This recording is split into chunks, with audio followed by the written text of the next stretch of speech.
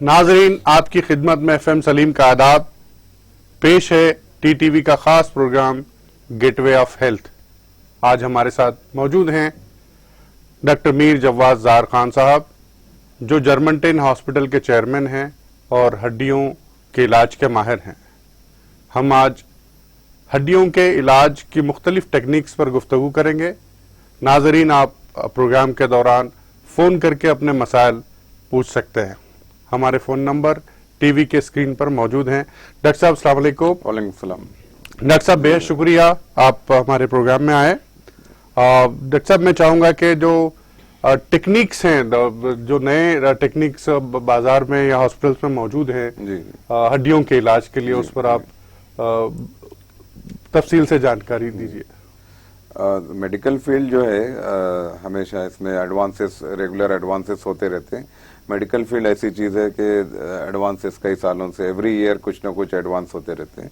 तो ऑर्थोपेडिक जो मेरी फील्ड है, इसमें भी कई एडवांसेस गुज़िश्ता सालों से, लास्ट डिकेड में बहुत से एडवांसेस हुए हैं। अब जैसा मैंने जर्मनी में मेरी ट्रेनिंग हुई तो काफ़ी जॉइंट रिप्लेसमेंट्स पे, मैं वहाँ पे डिज़ाइनिंग ऑफ जॉइंट्स पे भी मैं था वहाँ पे बोर्ड पे। तो डिफरेंट जॉइंट्स जो है, नी रिप्लेसमेंट, हिप रिप्लेसमेंट और डिफरेंट जॉइंट्स पे हमने एक ये इस पे न्यू इम्प्लांट्स की लाइफ जो है, नॉर्मल नी इम्प्लांट जो रहता है नी रिप्लेसमेंट में जो यूज़ करते, तो इसमें काफ़ी तरक्की हुई है, अभी एडवांसेस हुए हैं जी। तो इसमें रोबोटिक टेक्नोलॉजी है और इम्प्लांट के मेटल जो यूज़ होता, जो बॉडी में लगाते, जिसमें टाइटेनियम से लेके अभी ऑक्सीनियम है, बायोनिक गोल्ड है और कई तरीके के इम्प्लांट्स में जो है अभी तरक्की हुई है। तो ये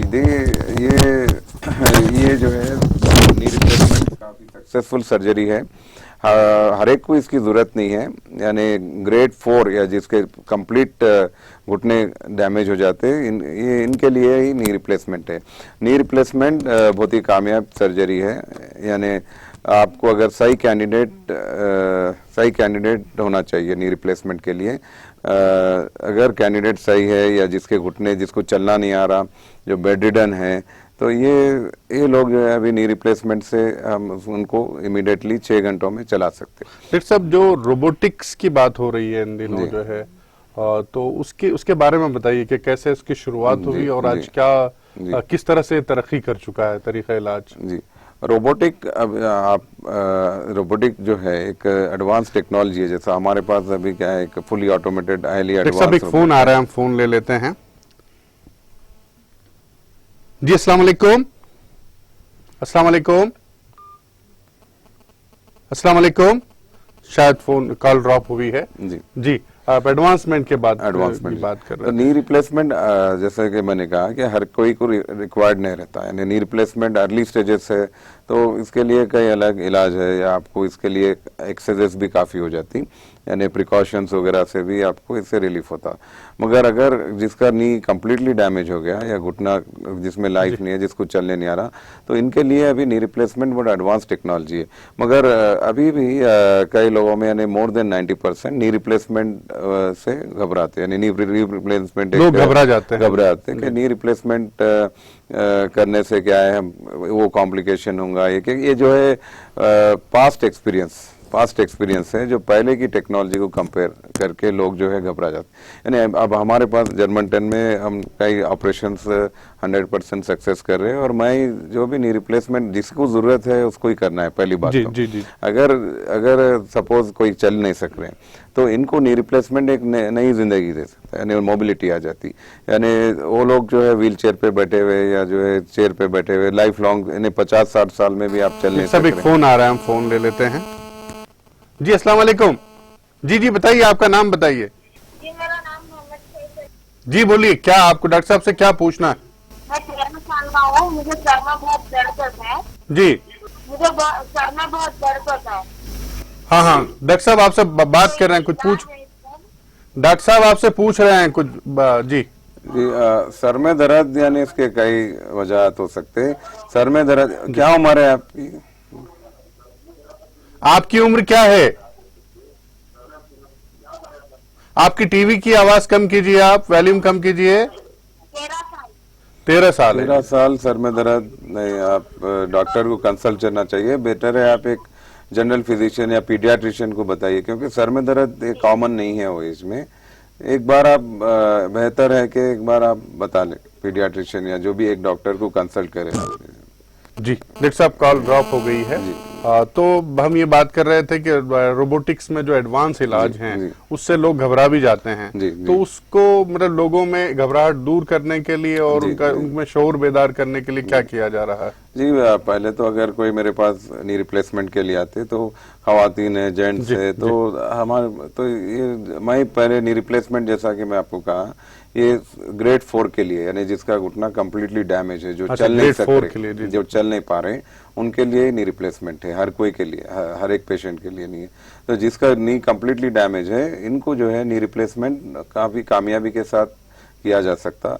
ऑलमोस्ट एक आधे घंटे के अंदर का सर्जरी है, माइनर सर्जरी के बराबर है आजकल। नी रिप्लेसमेंट यानी कंप्लीट नी या घुटना की तब्दीली नहीं है, यानी उसके ऊपर एक खाली कवरिंग डालते हैं हम उसको। अब हमारे पास नेविगेशन रोबोटिक्स से बराबर उसका एक मेजरमेंट किया जाता है, अलाइनमेंट, और वो अलाइनमेंट के साथ रोबोट की जो टेक्निक है, रोबोट खुद ऑपरेट भी करता है हमारे पास, फुली ऑटोमेटेड, जिसके मेरे गाइडेंस पे, या हमारे रोबोट जो है अलाइनमेंट के लिए और प्रॉपर बोन कट, यानी जो बोन सॉ होता है, यानी इंसानी मिस्टेक्स जैसे कि बोन सॉ, या आप जब कोई सर्जन बोन सॉ से कट कर रहा तो समझो कि शेकिंग हो सकता। अच्छा, तो ऐसे चीजें रोबोट में अवॉइड होते हैं।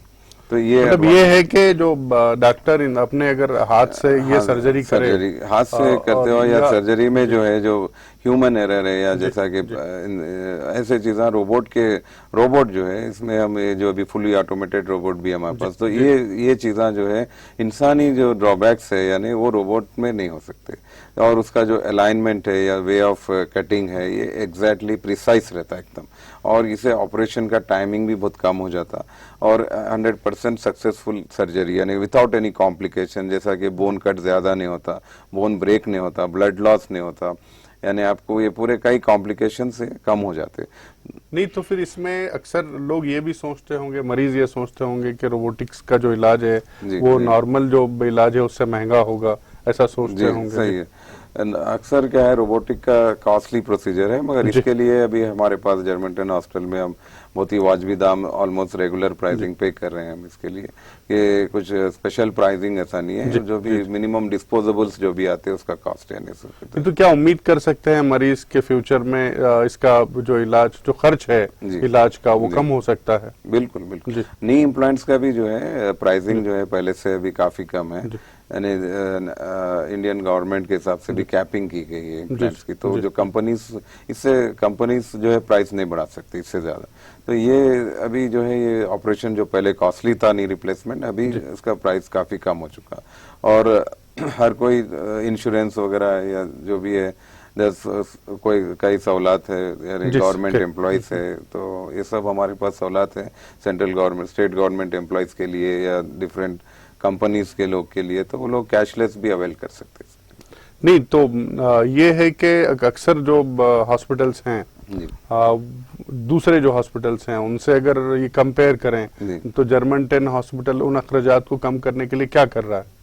जी, इसमें क्या है, जैसा हम जो ऑपरेशंस कर रहे हैं, तो इसमें जो बेसिक इन्वेस्टिगेशंस है, यानी तो जहाँ भी गैर जरूरी इन्वेस्टिगेशंस है, या जो भी मेडिकेशंस है, या और भी जो हम लोग जो है इवन रूम रेंट्स भी काफी कम रखे हैं। हालांकि जो है रूम्स की क्वालिटी हमारी अच्छी है, बट इकोनॉमिकल प्राइसिंग पे हमने रखे बट जो भी है, जहाँ तक हम हो सकता जो है प्राइसिंग को हम ऐसे कैटेगरीज पे कम कर देते हैं जहाँ पे कॉम्प्रोमाइज करने की जरूरत नहीं है, जैसा रूम रेंट से, बट इम्प्लांट और क्वालिटी यानी उस पे कॉम्प्रोमाइज नहीं कर सकते, वो अच्छा रहना चाहिए। अच्छा, नहीं तो रोबोटिक्स का इलाज सिर्फ नी रिप्लेसमेंट में ही होता है, या फिर और किन किन जो हड्डियों का कौन सा ऐसा इलाज है जिसमें रोबोटिक्स का इस्तेमाल? जैसा हमारे पास mainly knee replacement, hip replacement, joint replacement के लिए है। अब जैसा स्पाइन सर्जरी के लिए हमारे पास स्पेशलाइज एंडोस्कोप और माइक्रोस्कोप वगैरह भी मौजूद है।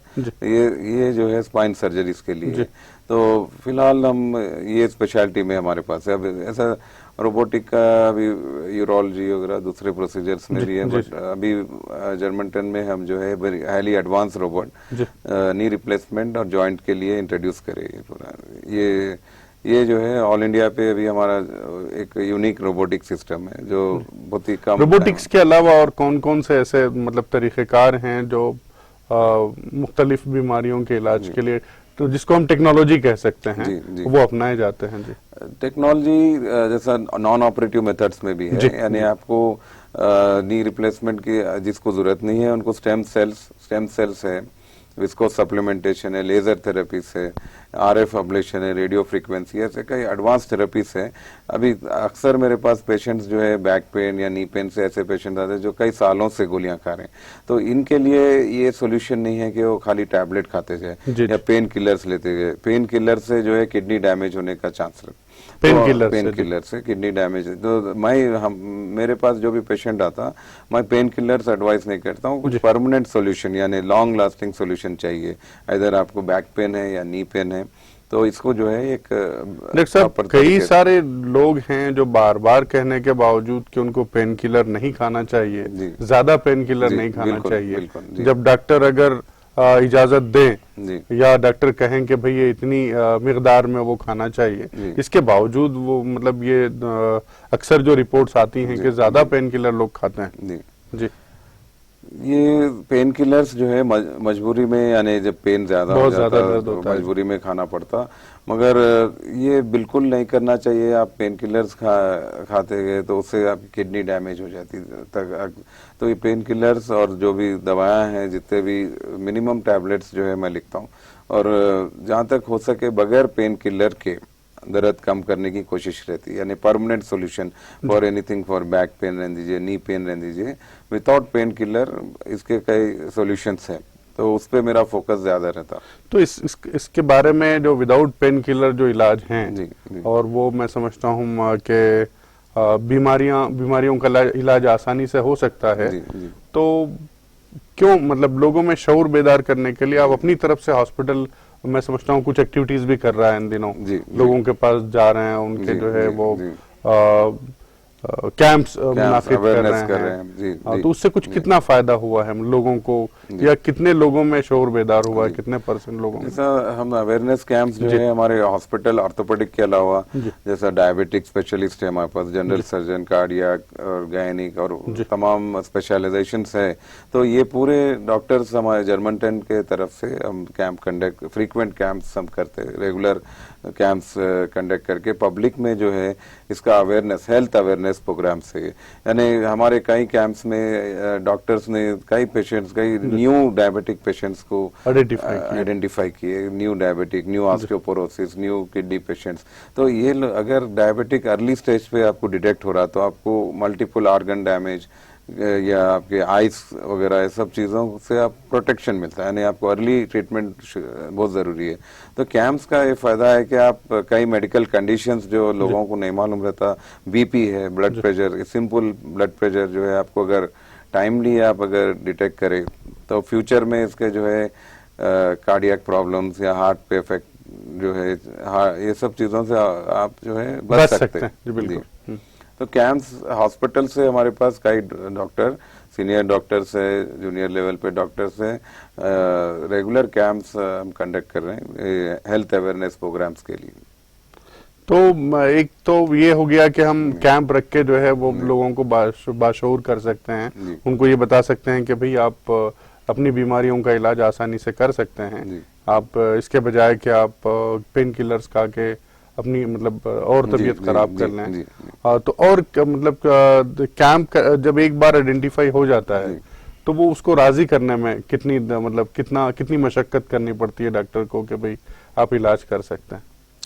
जी, एक बार एक मेन थिंग क्या है, डायग्नोसिस है, यानी आपको अभी किसी को कुछ प्रॉब्लम है या हेल्थ प्रॉब्लम है, अगर उनको हम आइडेंटिफाई कर रहे हैं कि आपको ये प्रॉब्लम है, तो इसके बाद जो है डेफिनेटली कि उनको हम एक इलाज उनको बताते हैं कि ये चीज़ के लिए आप क्या क्या प्रिवेंटिव मेजर करना चाहिए, और इसके साथ ना केवल आप मेडिकेशंस के साथ आपको जो है प्रिवेंटिव मेजर्स भी बहुत इंपॉर्टेंट है।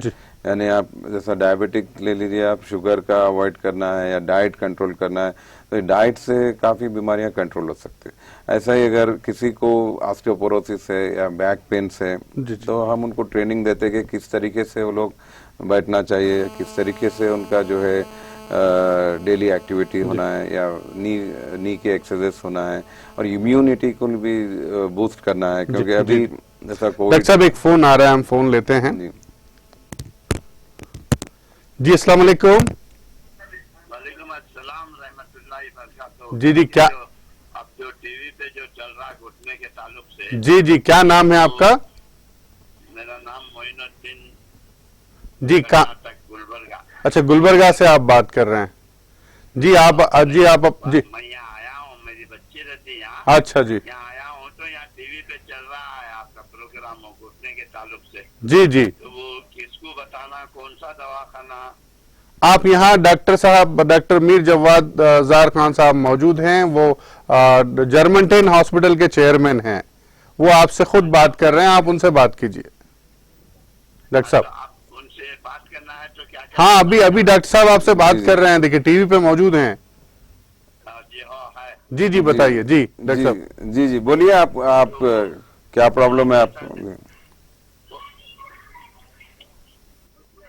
आपको क्या क्या तकलीफ है आपको?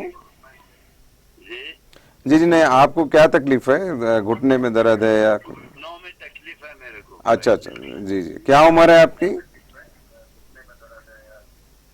आपकी उम्र क्या है? उनसे जी, आपकी उम्र क्या है? उम्र 84। 84, ओके, माशाल्लाह। तो आप जो है अच्छा वॉकिंग वगैरह आप कैसा रेगुलर आपका चलना वगैरह सब बराबर है?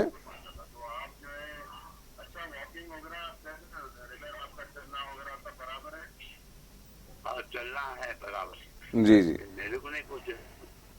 ठीक है। तो ये घुटने का दर्द तो एक एज के बाद घुटने का दर्द आम है, वो हर कोई को आता हो, तो ऐसा कुछ आप एक बार आके मिलिए, उसका एक्सरे वगैरह हमारे पास करके, उसको अगर कुछ आर्थराइटिस मैं ये बस आप बोलिए क्या क्या? डॉक्टर साहब बोल रहे हैं, ये जो दर्द है आपकी उम्र में आमतौर पे ऐसा होता है, आप डॉक्टर साहब से हॉस्पिटल पर जाकर अपॉइंटमेंट लेकर मिल सकते हैं। अच्छा, तो आप उनसे बात करना है तो क्या करना है? वही आपको हॉस्पिटल को फोन करना होगा, वहां फिर भी हॉस्पिटल से आपको फोन आएगा इस नंबर पे।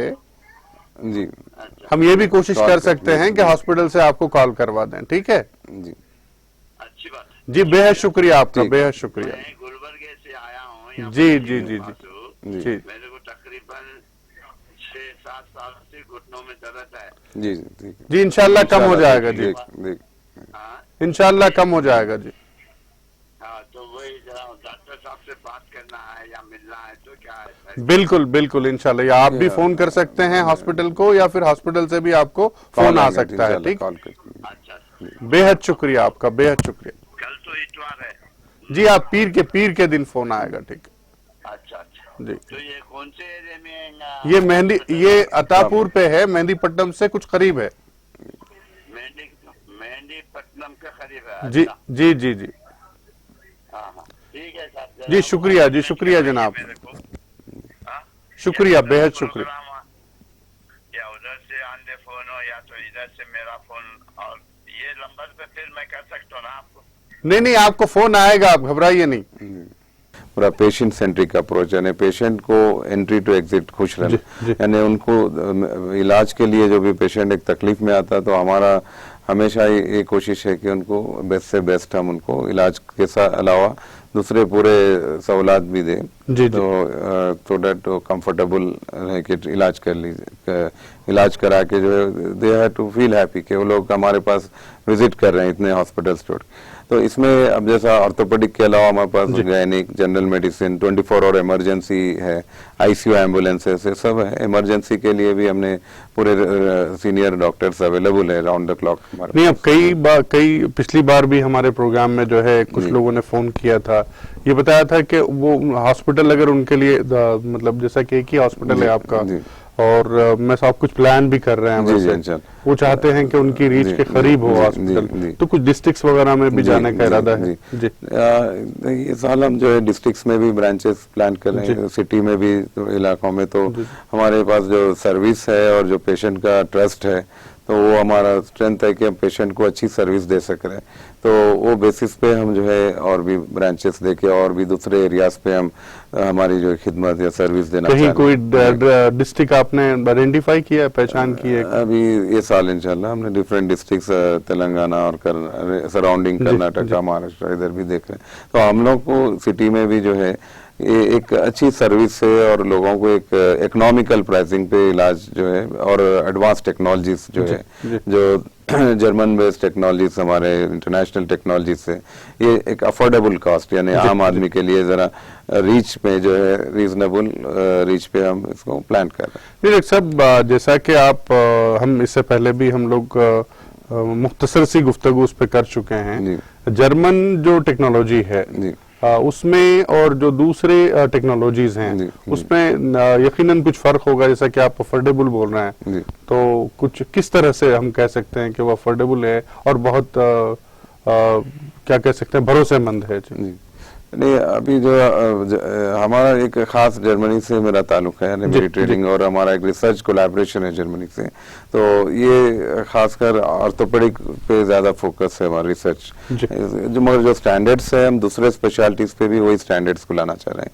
तो इसमें जैसा रोबोटिक टेक्नोलॉजी है या नहीं तो लैमिनर ओटीस है, हॉस्पिटल के जो मशीनरी है, ये पूरे हम जो है जर्मन से जो है वो इंपोर्ट करके वो पूरा यहाँ पे हम स्टार्ट किए।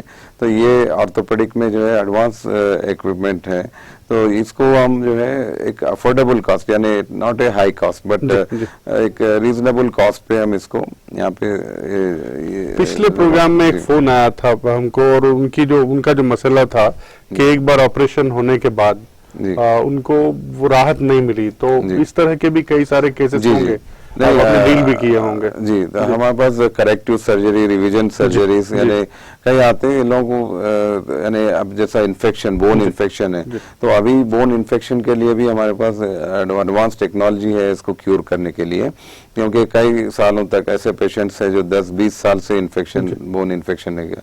तो अभी हमारे पास इसके लिए और एक टेक्नोलॉजी है कि आर्टिफिशियल बोन, या जिसके अंदर हम एंटीबायोटिक मिक्स करके आर्टिफिशियल बोन डाल सकते हैं। तो ये टेक्नोलॉजी पहले नहीं थी। तो ऐसे कई टेक्नोलॉजी से जो है हमने कई क्रॉनिक इन्फेक्शंस को हम मेरे पास पेशेंट्स को क्यूर किया गया।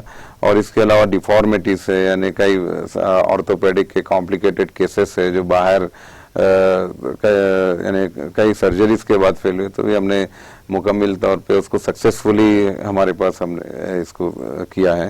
तो अल्हम्दुलिल्लाह अच्छा सक्सेस रेट है हमारा, और तो कई ऑपरेशंस पूरे जो है 0 इन्फेक्शन रेट पे और अर्ली रिकवरी का ट्रैक रिकॉर्ड है। तो ये हमारे पेशेंट के रिव्यूज पे और आप हमारे जितने पेशेंट्स है, यही पेशेंट्स जो अच्छे हो के मेरे पास और पेशेंट्स रिकमेंड। करेक्टिव सर्जरीज जैसा आपने कहा कि करेक्टिव सर्जरीज में और जो पहली बार जो सर्जरी की जा रही है उसमें क्या फर्क होता है?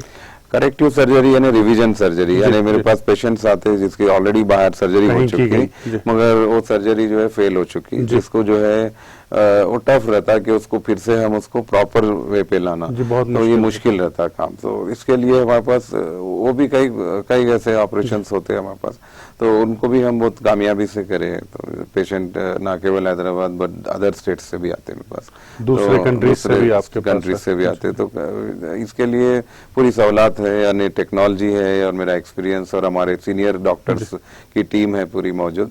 तो वो अभी ऑर्थोपेडिक के अलावा पूरे डॉक्टर्स भी हमारे पास सीनियर डॉक्टर्स की टीम मौजूद है। नहीं तो डॉक्टर साहब, जो करेक्टिव सर्जरीज जो होते हैं, अब पिछली बार एक फोन और भी आया था हमको कि उसको शायद फिजियोथेरेपी सही नहीं होने की वजह से जो मसाइल हुए होंगे, या कुछ अगर वो प्रैक्टिस कर ले कुछ ऐसे तरीक़ेकार भी होंगे कि हम फिर से सर्जरी की नौबत ना आए। ऑर्थोपेडिक सर्जरी एक ऐसी सर्जरी है जो सिंगल टाइम आप सक्सेसफुली करना पड़ता है। अच्छा जी। यानी अगर उसको सिंगल टाइम आप उसको सक्सेसफुली नहीं करे तो कई कॉम्प्लिकेशंस हो सकते हैं, जैसा इन्फेक्शन, नॉन यूनियन, बहुत से रिस्क फैक्टर्स है। जी। तो ये सर्जरी क्या है, फर्स्ट सर्जरी आपकी बेहतरीन और प्रॉपर प्लानिंग से, एक्सपीरियंस डॉक्टर्स और प्रॉपर टेक्नोलॉजी से अगर करे तो इसमें कॉम्प्लिकेशंस नहीं आ सकते। जी। अगर कॉम्प्लिकेशंस आए हुए तो बहुत प्रॉब्लम, पेशेंट को जो है उनको लाइफ लॉन्ग बहुत काफी सफरिंग होती, मुश्किल होती। तो अब हमारे पास अल्हम्दुलिल्लाह 100% हम पेशेंट्स को कामयाबी के साथ कर रहे हैं, तो ये कॉम्प्लिकेशंस नहीं आना। तो ये है कि इन्फेक्शन के लिए जो प्रिकॉशंस लेना है, लैमिनर ओटी से, डिस्पोजेबल से, पूरे हमें कॉम्प्रोमाइज उस पर नहीं करके हम हर एक फैसिलिटी को, हर एक चीज को प्रॉपर प्लानिंग से हम एग्जीक्यूट करते। तो ये सर्जरी में हमारे जितने भी जर्मन टेन में सर्जरीज है, हमारे सर्जरीज में अल्हम्दुलिल्लाह हमने 100% इसमें कामयाबी दिया, अल्लाह का शुक्र। तो थोड़े चीज़ें हैं जैसा नर्सिंग केयर है, थोड़े फैक्टर्स है, यानी हमने वो भी अच्छे है, मगर कभी कभी थोड़े माइनर चीज़ें होते जो पेशेंट सेटिस्फेक्शन पे हो सकते हैं। But as far as surgical results पे आप इनको देखिए, हमारे रिव्यूज इंक्वायरी हमारे पास अल्हम्दुलिल्लाह 100% उसके लिए सक्सेस है। डॉक्टर साहब, एक बात अक्सर महसूस की जाती है कि कई लोग उनको बीमारी है, तकलीफ है, इसके बावजूद भी सर्जरी से घबराते हैं जी। और घबराहट की वजह से अपना दर्द भी नहीं बताते। जी, जी। खास तौर पे ख्वातीन पे मैंने देखा है जी, कि वो बहुत जी, ज्यादा घबराते जी, हैं, सही। बल्कि हॉस्पिटल के नाम से ही घबराते हैं। जी, जी। तो ऐसे जो मरीज हैं उनको किस तरह से डील करना चाहिए, किस तरह से? पहली बात तो है कि हर कोई को सर्जरी रिक्वायर्ड नहीं है। यानी आप जिसी को बैक पेन है, समझिए डिस्क प्रॉब्लम है, तो 90% डिस्क प्रॉब्लम बगैर सर्जरी से क्यूर किए जा सकते हैं। तो मतलब है कि कोई अगर सर्जरी जिसको जरूरी है, जिसको कंपलसरी है, जब भी सर्जरी करना है। अगर जिसको 90% लोगों को सर्जरी रिक्वायर्ड नहीं रहता, 90% लोगों को सर्जरी की जरूरत ही नहीं रहती। थोड़े conditions orthopaedic wise back pain, यानी फ्रैक्चर है तो आपको सर्जरी करना ही रहता। मगर मैं बैक पेन के बारे में बात कर रहा हूँ या घुटने के बारे में बात कर रहा हूँ, जो घुटने में भी 4th स्टेज पे सर्जरी होती है। जैसा फ्रैक्चर्स है तो थोड़े फ्रैक्चर्स को सर्जरी रिक्वायर्ड नहीं रहता और थोड़े फ्रैक्चर्स को कंपलसरी सर्जरी रहती। मगर बैक पेन यानी डिस्क प्रॉब्लम में 90% लोगों को सर्जरी रिक्वायर्ड नहीं रहती। इसके लिए बहुत से अलग तरीके हैं जिससे क्यूर किया जा सकता। और 10 बाकी लोगों को जिसको जो चलने नहीं आता या डिस्क प्रॉब्लम में, वैसे लोगों को सर्जरी देना है। तो पर्टिकुलर इश्यू पे सर्जरी यानी जिसको रिक्वायर्ड है, यानी उनको ही करना चाहिए। पर्टिकुलर प्रॉब्लम टू प्रॉब्लम अलग रहता है। मतलब ये है कि लोगों को अपनी घबराहट से बाहर निकलना चाहिए और अपना दर्द तकलीफ जो भी है वो पहले घर वालों को बताएं, फिर डॉक्टर से तो बिल्कुल नहीं छुपाना चाहिए। जी जी। अब अक्सर ये होता है कि अगर आपको दर्द ज्यादा है तो आप कैसे भी आप डॉक्टर के पास जाते, तो वो टाइम पे जो है कि एक प्रॉपर काउंसलिंग और प्रॉपर डॉक्टर को भी देखना चाहिए कि प्रॉपर तरीके से पेशेंट को जरूरत है सर्जरी या नहीं है, यानी जरूरत है तो सर्जरी करना, नहीं है तो नहीं करना है। तो ये एथिकल प्रैक्टिस करना बहुत जरूरी है। डॉक्टर, आपने एथिकल प्रैक्टिस की बात की तो मुझे याद आता है कि पहले लोग बोलते थे कि डॉक्टर जो है अगर बात भी कर ले तो आधी बीमारी दूर हो जाती है। तो आज एक तरीका ये भी मतलब आज का जो सिस्टम है बिल्कुल अजीब दिख रहा है कि भाई डॉक्टर बात ही नहीं करते हैं। कई डॉक्टर तो जो है वो तरीका गलत है। पेशेंट पहले मजबूरी में दर्द से आता तो उसको पहले उसमें प्रॉब्लम क्या है। मेरे पास अगर कोई पेशेंट आ रहा तो हम उनको पहले मैं प्रॉब्लम पूरा समझाते हैं हम कि आपका ये प्रॉब्लम है, इसका इलाज है, आप परेशानी की बात नहीं है। तो आपको जो है जब आपका प्रॉब्लम समझ में आ गया, इसका इलाज भी है और इसके लिए तो आपके माइंड में से एक टेंशन खत्म हो जाता है पेशेंट। तो ये बहुत जरूरी है कि पेशेंट को डॉक्टर्स प्रॉपर वे पे समझाए, अच्छी बातचीत होनी चाहिए, उनका प्रॉब्लम उनको काउंसलिंग दी जाए, उनके जो उनको डर है कि ये मेरे को दर्द लाइफ लॉन्ग रहता, तो ऐसा नहीं है। उसको कहीं इलाज है, यानी आपकी प्रॉब्लम क्या है उसके बारे में जानकारी दे। अब जैसा बैक पेन किस लिए आपको आया है, क्या है आपका डेली एक्टिविटी, नी पेन किस लिए, इसका यानी कुछ भी प्रॉब्लम रहने दीजिए। इवन ऑर्थोपेडिक के अलावा आपको कुछ भी एनी अदर स्पेशलिटी, अगर मरीज को ये मालूम रहता है कि प्रॉब्लम किस लिए है, क्या चीज अवॉइड करना है और उसके प्रॉपर काउंसलिंग। मुझे लगता है कि समाज में कुछ ऐसी चीजें होती हैं जैसा कि किसी आदमी को किसी अपने काम की वजह से अगर बीमार उसको बैक पेन आता है, तकलीफ बढ़ जाती है, तो कई लोग ऐसे होते हैं दूसरा काम नहीं कर पाते और वो उनको काम छोड़ना पड़ता है। जी, जी, तो सही आप है। ऐसे मामले आपने डील किए जी, होंगे कई तो पेशेंट्स आते हैं मेरे पास, उनको जो है बैक पेन की वजह से जॉब छोड़ना पड़ा। जी। मगर जब वो लोग हमारे पास गए, मेरे पास गए, अलग एडवांस जी, टेक्नोलॉजी जी, है। अभी क्या है, उनको हम पहले प्रॉपर डायग्नोसिस करके उसको जो है हम ट्रीटमेंट जो है सक्सेसफुली कई लोगों को किए कर सकते हैं। ऐसा अभी मेडिकल फील्ड और खासकर मेरी फील्ड में और दूसरे फील्ड में बहुत एडवांसेस है। यानी आप प्रॉपर डॉक्टर को और प्रॉपर हॉस्पिटल को आप कंसल्ट करिए, या आपको जो है ये एडवांसेस बहुत है, आपको इसका डेफिनेटली इसका आपको ट्रीटमेंट या क्यूर मिल सकता। मतलब ये है क्या, लोगों को अपनी बीमारी छुपानी नहीं चाहिए और वो डॉक्टर के पास जाएं जी, जी। और पूरे अपने जो भी तकलीफ है जी। वो डॉक्टर को बताएं ताकि डॉक्टर उनका हल निकाल सकते जी, हैं। जी। हाँ, तो एक तो हम देखते हैं कि हड्डियों के मामले में आपने जो है कई तरह के ऐसे इलाज किए जिनको कई लोगों को बैक पेन था, वो आपने उनका दूर किया। चाहे वो आपने कहा कि इसमें कई मामलों में तो सर्जरी की भी जरूरत नहीं है। जी, तो कितने परसेंट, जैसा कि आपने कहा कि 90% मामलों बैक पेन के मामलों में कुछ वजूहात पर भी जो है रोशनी डाली डॉक्टर साहब के, उन वजूहात को कम करके भी क्या हम बैक पेन को कम कर सकते हैं? बिल्कुल है। बैक पेन आपके प्रॉपर बायोमैकेनिक्स से रहता है। आप जिस तरीके से आप घर में, आप जैसा खवातीन है जो झुक के काम करते हैं या जेंट्स से, आप एकदम कंटिन्यूसली आजकल क्या टीवी या फोन पे आप झुक के देख रहे हैं, या बच्चे जो है स्टूडेंट्स है जो एक ही पोजीशन पे पढ़ रहे हैं, या सॉफ्टवेयर इंजीनियर्स है जो लैपटॉप का जो यूज करते हैं, तो ये लोग को neck pain back pain common है। और ज्यादा स्टैंडिंग जॉब कर रहे हैं, या जैसे पुलिसमैन से या जो भी जो है डिफरेंट होटल इंडस्ट्रीज है, तो आपको जो है बैक पेन को अवॉइड करने के लिए आपको ज्यादा प्रिकॉशंस लेना चाहिए। यानी सडनली झुक के कुछ भी वेट नहीं उठाना, यानी कुछ वेट लेके उठना है आपको तो नीचे बैठ के लेके उठना, तो उसका एक तरीका रहता है। जैसा वेट लिफ्टर जिस तरीके से नीचे वेट लेके उठते हैं, तो उनको कुछ नहीं होता बैक पेन, आपने, क्योंकि वो एक तरीका है, यानी आपको उसके बारे में इल्म रहना चाहिए। तो इसके साथ नी पेन से तो थोड़ा आपको स्टेयरकेस अवॉइड करना है, या घुटनों में अगर दर्द है तो सीढ़ियां बहुत ज्यादा सीढ़ियां चढ़नी चाहिए, नहीं बैठना। तो छोटे मोटे प्रिकॉशंस हैं जो आपको काफी हद तक यानी आपके पेन को कंट्रोल कर सकते हैं। और रेगुलर एक्सरसाइज वगैरह, नी एक्सरसाइज, बैक एक्सरसाइज, कई तरीके के एक्सरसाइज है, तो आप मॉर्निंग इवनिंग एक रूटीन के हिसाब से अगर आप एक्सरसाइज कर रहे हैं तो आपका ही बैक पेन और आपके जो ऑर्थोपेडिक प्रॉब्लम्स अवॉइड कर सकते हैं। यानी आप सनलाइट है जो धूप, विटामिन डी के लिए बहुत इंपॉर्टेंट है, ये भी बोन हेल्थ के लिए इंपॉर्टेंट है। ऐसा आपका डाइट है, तो ये पूरे कई चीजें सब कुछ जो जैसा बैक पेन के अलावा भी शायद घुटनों का जो दर्द होता है, क्या वजन बढ़ने से भी जो है बिल्कुल वजन का फैक्टर है, बैक पेन पे भी है, नी पेन पे है। इसके अलावा जो है ओबेसिटी यानी हैवी वजन बढ़ने से आपको डायबिटिक का रिस्क, कार्डियक रिस्क, कई रिस्क फैक्टर्स आपको बढ़ते, तो वेट डेफिनेटली जो है आपको वो चीज माइंड रखना चाहिए। आपको वेट रिडक्शन पे आपको फोकस करना चाहिए। तो कभी टफ रहता हो, कभी क्या है जेनेटिकल फैक्टर्स भी रहते हैं, बट स्टिल आप उस पर अगर वर्कआउट करें तो इंशाल्लाह आपको कामयाबी आपकी नजर में क्या वर्कआउट है या किस तरह से वजन कम किया जा सकता है? रेगुलर एरोबिक वर्कआउट है, डाइट है, यानी carbohydrate diets, mainly carbohydrate rice, यानी तो जो भी कार्बोहाइड्रेट है, जो डाइटिशियन का एडवाइस अगर लिए तो कार्बोहाइड्रेट से वेट बहुत बढ़ता। तो रेगुलर आप एक डाइटिशियन का एडवाइस ले सकते हैं। रेगुलर वॉकिंग है, डेली एक हाफ एन आवर वॉकिंग भी बेनिफिशियल होती है।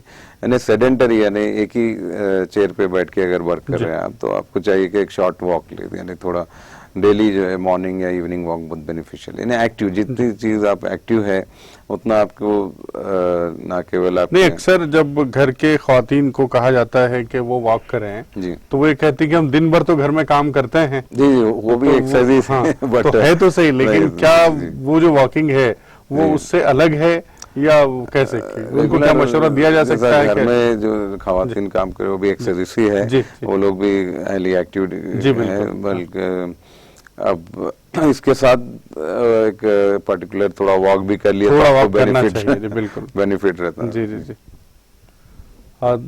तो ये जो ऐसी कई बीमारियां होंगी जो हड्डियों की, जो ख्वातीन में अलग होंगी और मर्दों में अलग होंगी, उसके बारे में खवातीन में ऑस्टियोपोरोसिस कॉमन है, यानी ऑस्टियोपोरोसिस जेंट्स में नहीं होता। जी। कैल्शियम की डिफिशियंसी जो है खवातीन में कॉमन है। इसका कॉज आफ्टर 45-50 यानी पोस्ट मेनोपॉजल जो बोलते हैं वो टाइम पे जो है हार्मोन्स जो है डिफिशियंसी हो जाती है खवातीन में, जेंट्स में नहीं होती। तो इसके लिए खवातीन को रेगुलर कैल्शियम और एक्सरसाइज की ज्यादा जरूरत रहती। आजकल हार्मोन थेरेपीज भी है उनके लिए, बट जेंट्स को जो है मैंने नोटिस किया कि कई जेंट्स को 50, 60, 70 में कई थोड़े डॉक्टर्स कैल्शियम जो है एडवाइस करते हैं। तो ये मैं इसके खिलाफ हूँ। जी अस्सलाम वालेकुम। हेलो अस्सलाम वालेकुम। जी आपका नाम बताइए। वालेकुम सलाम। सैयद अब्दुल मतीन बात कर रहा हूँ पंजगुट्टे से। जी मतीन भाई, डॉक्टर साहब आपसे बात कर रहे हैं, पूछ सकते हैं आप डॉक्टर साहब। मैं डॉक्टर साहब से इसके पहले मिला था सर, मेरे वालिद साहब को जो इन्फेक्टेड इम्प्लांट है। जी जी। तो उस टाइम पे डॉक्टर साहब ये बोले थे कि रेलवे का भी अप्रूवल नहीं आया। जी जी वो जी CGHS का अप्रूवल पेंडिंग है, इसलिए रेलवे का भी अप्रूवल मैं खुद मिला था। जी जी तो जी इसमें अगर कुछ फॉलो अप करना है CGHS से, रेलवे से कुछ फॉलो अप करना है तो मैं खुद करूंगा साहब। डॉक्टर साहब के जी जरूर, बहुत सर्विस जी अगर कुछ CGHS में फॉलो करना है, जी, कहीं से बहुत- परफॉर्मेंस कराना है या जी, रेलवे जी। के अंदर कुछ चाहिए, जी GM जी के- जी तो जी GM की जो सेक्रेटरी वो लेडी जो है हमारे क्लासमेट के वाइफ है, जी जी जी तो ऐसा कुछ चाहिए तो मेरा जी जी बहुत शुक्रिया आपका। आप जरूर जरूर आप एक बार मेरे को कांटेक्ट करिए या मैं आपका नंबर लेता हूँ। इंशाल्लाह बहुत आप अच्छी बात की, आपकी मदद भी लेंगे। हमें प्रोसेस चल रहा है हमारा रेलवेज और CGHS के लिए, आप उसमें हमारी मदद कर रहे हैं तो बहुत खुशी की बात है। आप एक बार मेरे को कॉल कर लीजिए, मैं आपको भी ये डॉक्टर साहब के पास से भी आपको कॉल आ सकता है। फोन करके आपसे जरूर जरूर जरूर जरूर, बिल्कुल बिल्कुल, बहुत फाइल की जो प्रोसेस होती हुई है जी काम जी की वो जरा बता जी के फिर इंशाल्लाह ताला मैं follow जरूर, बहुत शुक्रिया। जी इससे काफी मरीजों को फायदा होगा इंशाल्लाह जरूर। जी जी बेहद शुक्रिया, बेहद शुक्रिया, बेहद शुक्रिया। जी। अस्सलाम वालेकुम व रहमतुल्लाहि व बरकातहू। अब ये जो थोड़ा रेलवेज के शायद जी। हमारा प्रोसेस चल रहा है, ये जरूर बहुत जल्द जो स्कीम्स में इलाज होता है, जो जी, सही, गवर्नमेंट सही, के सपोर्ट से इलाज जी होता है। बिल्कुल। अस्सलाम वालेकुम। आप अपने वॉल्यूम कम कीजिए उसका। जी वालेकुम सलाम। वालेकुम सलाम। डॉक्टर साहब से पूछना था मेरे को, जो मेरे गर्दन में दर्द हो रहा मेरे को। जी आपका नाम बताइए। जरीना बेगम, कहाँ से बोल रही हैं आप? मैं बारकस से। जी जी डॉक्टर साहब, इनको जो है ये गर्दन में दर्द यानी नॉर्मली आप झुके ज्यादा घर में झुके काम करने से उससे आता है। हड्डी का सर्जरी कुछ बोले एक्सरा कराए तो हाथ नहीं पैर नहीं, पूरा खींच रहा। ऐसा कुछ डरने की बात नहीं है, हड्डी घसे नहीं जाती हो ऐसा। हाथ पैर में जी। पूरा खींच रहा, जी जी, कुछ दर्द हो रहा। थोड़ा कुछ टैबलेट्स वगैरह आपने कुछ टैबलेट्स वगैरह लिए आप, पेन किलर? हाँ ले रही हूँ, खा रही हूँ। ज्यादा झुक के काम करने से उससे आता है प्रॉब्लम। आप कुछ तकिया वगैरह मोटा इस्तेमाल करने से भी आता, पतला तकिया यूज करिए। तो झुक के काम मत करिए, यानी जरा गर्दन के थोड़े एक्सरसाइज है तो सीधा बैठना, अगर कुछ आप पढ़ रहे हैं या कर रहे हैं तो जरा आंखों के लेवल पे रखिए, जरा हाइट पे रख के करिए, एकदम झुक के मत करिए। यानी थोड़ा उसको थोड़ा गर्म सेका ऑइंटमेंट कॉलर वगैरह भी लगा सकते हैं आप। अगर फिर भी काम नहीं हो रहा तो फिर आप हमारे पास आ सकते हैं, इसके लिए दूसरे इलाज भी हमारे पास मौजूद है। गर्दन के पीछे सर में दर्द हो रहा। जी जी, फिजियोथेरेपी भी करा सकते हैं आप, अगर करीब में फिजियोथेरेपी है। कराए आदिम कराए। अच्छा, उससे भी कम नहीं हुआ आपको? हाँ। जी नहीं कम हुआ, नहीं कम तो- हुआ, दवाइयाँ भी खा रही हूँ, नहीं कम हो रहा। अच्छा, तो सर में दर्द चक्कर वगैरह भी है क्या? सर में दर्द है, चक्कर? नहीं चक्कर नहीं है, वो गर्दन की वजह से पीछे के सर में दर्द हो रहा। अच्छा, एक तरफ। ठीक है, अगर आपको कम अगर नहीं हुआ फिजियोथेरेपी से भी वो, तो फिर आप एक एक्सरे करा के मेरे को बताइए, या हमारे पास आ सकते हैं, एक बार मैं देख के फिर इसका कुछ सॉल्यूशन देखता हूँ आपके लिए। अच्छा जी आपको डॉक्टर साहब का मशवरा है कि एक बार जो है एक्सरे लेकर देखेंगे, और इसके लिए आप डॉक्टर साहब के हॉस्पिटल से राब्ता कर सकते हैं। इनके नंबर हमारी टीवी पर आपको दिखाई दे रहे हैं। हाँ जी बेहद शुक्रिया आपका। अच्छा। डॉक्टर साहब बेहद शुक्रिया, आपने काफी वक्त निकाला, हमारे जी, नाज़रीन से बात जी, की। जी, इंशाल्लाह फिर अगली मुलाकात में कुछ और खास बीमारियों के बारे में, जी। कुछ खास इलाज के बारे में जी। हम बातचीत करेंगे। नाज़रीन आपका बेहद शुक्रिया। हम यहाँ प्रोग्राम का इख्तिताम करते हैं। देखते रहिएगा TTV। खुदा हाफिज।